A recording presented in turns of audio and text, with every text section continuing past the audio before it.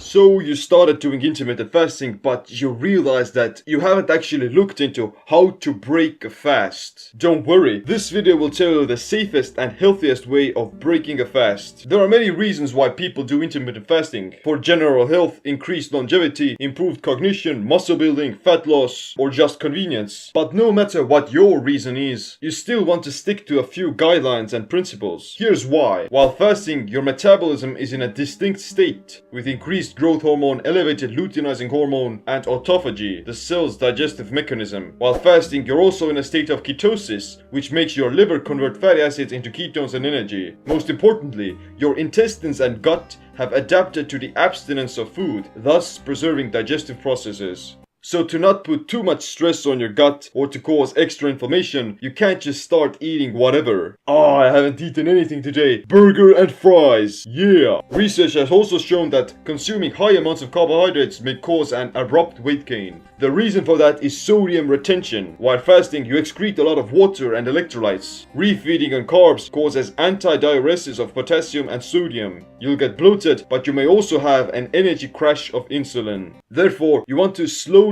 ease into eating the right foods at the right time when breaking your fast. It also depends on how long you've been fasting for. If you're coming off a 5-day fast, 5 days, then you need to be more patient when you would just come off from a daily 16-hour fast. Let's start off with the average situation where you've been fasting for only about 16 to 18 hours. You're about to reach the finish line and you're gonna break your fast. During your fast, you can drink non-caloric beverages like coffee, tea, or water. Now that you're about to break your fast, you want to consume something that stimulates the digestive tract without releasing insulin. Apple cider vinegar is perfect for this. It balances healthy pH levels, kills off bad bacteria in your gut, stabilizes blood sugar, and improves overall health. You can drink a glass of apple cider vinegar during your fast, but it's a great drink to break your fast with as well. I drink apple cider vinegar before any of my meals. 2 tablespoons of apple cider vinegar, 1/2 of lemon squeezed into hot water, 1 pinch of cinnamon for better blood sugar stabilization, 1 pinch of sea salt. It's a very nice drink to have, especially after you've fasted. Alternatively, you can do this without apple cider vinegar as well, and just using hot lemon water. In any case, you want the citric acid from lemons to promote the creation of digestive enzymes in the gut before you eat. After that, you can also drink some bone broth. Bone broth is amazing and super good for you because it has a ton of electrolytes, but it's also packed with collagen. Collagen protein is what most of your body is made of. Your joints, nails, hair, skin. It helps to keep you more youthful and elastic. Drinking bone broth after your fast will also help you to absorb the other electrolytes and minerals a lot better. When you're fasting, then your gut is cleaning out the house. And now it is ready to utilize the nutrients from bone broth, as well as the food you eat afterwards. If you've been fasting for over 20 hours, then it's a very good idea to start off with some bone broth or some soup before you eat solid food. If you fasted for just about 16 hours, then it's not that important, but it's still a good idea. Bonus tip, add some cinnamon to your bone broth and it's gonna taste amazing.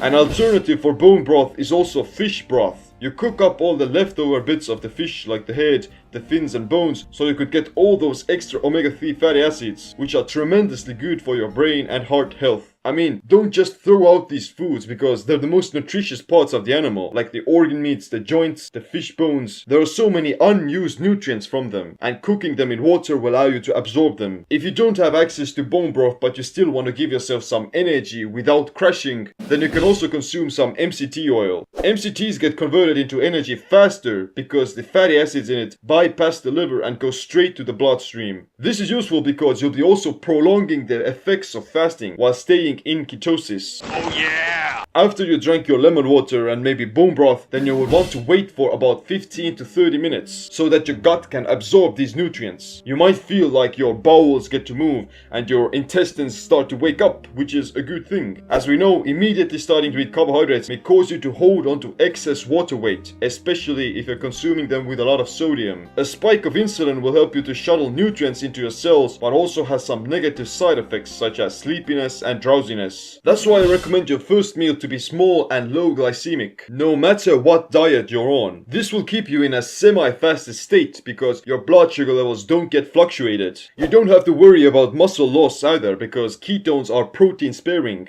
Fasting already puts you into mild ketosis, but if you consume some MCTs or bone broth, then you're not going to cannibalize your own body because you have access to ketones. Here's some example first meals. 2 to 3 eggs, half an avocado, some nuts and spinach, 1 can of sardines with some salad and olive oil. I wouldn't recommend you break your fast with red meat because it's more difficult to digest than eggs or fish. Meat products should be eaten as your second meal. Okay, let's talk about fruit. Fruit is made of fructose, which is sugar that can be metabolized only by the liver. It can't be used to replenish muscle glycogen. Your liver can store 100 to 150 grams of glycogen, which gets depleted quite quickly during a 24-hour fast. So the best time to consume fruit is when your liver glycogen stores are empty, when you're fasting or when you're exercising. Because if your liver is already full and you're eating fruit, then that fructose will be stored as fat, and you may even potentially get fatty liver disease. But there aren't many benefits to fruit in general. If your liver glycogen stores get depleted,